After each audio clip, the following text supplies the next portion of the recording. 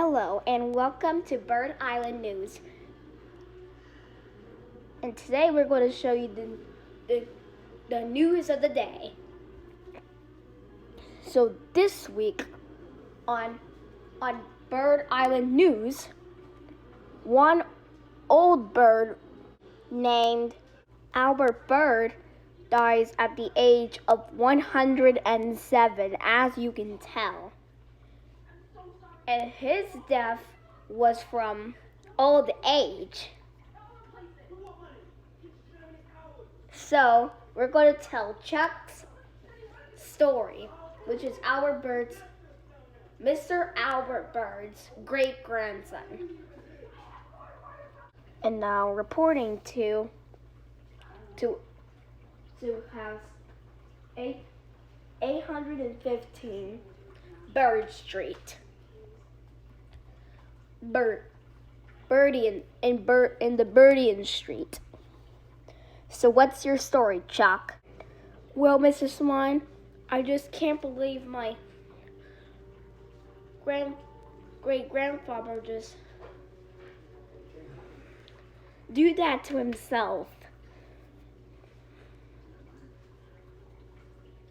Who killed my great-grandfather? He did it to himself, Chuck. Mr. Chuck. But now the hard work begins. It's called old age. Later at the funeral. Oh, I just can't believe he's gone. Forever. Us too, Terrence. Us too. Oh, imagine if he was still alive. Guys, just imagine. Oh, I wish he was still here. Oh, us too. Guys, us too. We wish he was still here. Me too. Me number after 2. He's my great-grandfather, by the way. That's gloomy. What did you just say? Oh, nothing, Terrence. Oh, nothing. But I'm still gloomy about him. Dear beloved, you are gathered here today with our funeral of Albert Bird, known as Chuck's great-grandfather. I knew it.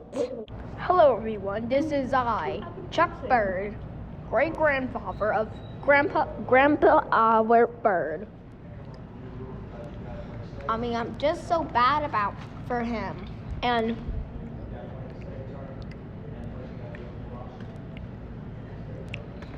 I'm unbearably sorry of what happened to him. He had a long and living life. Bless God.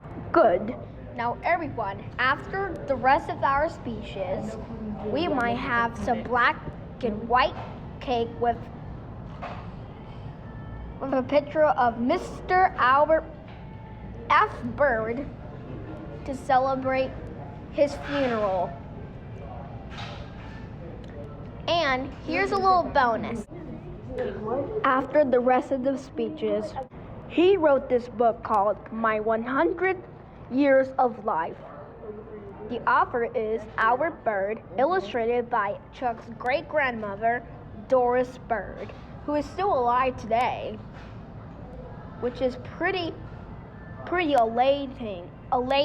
And do you know what we call a lady that's left alone with no husband? Raise your hand if you know. Chuck? A butt chicken?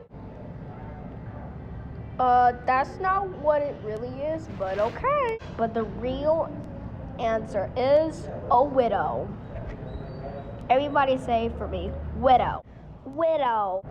Very good, everyone. Funeral dismissed. Bring in the cake. The black and white cake, please. After the cake. Oh, we're unbearably sorry of what happened to your great-grandfather, Chuck. Oh, it's okay, but I just still can't believe he couldn't make it much longer.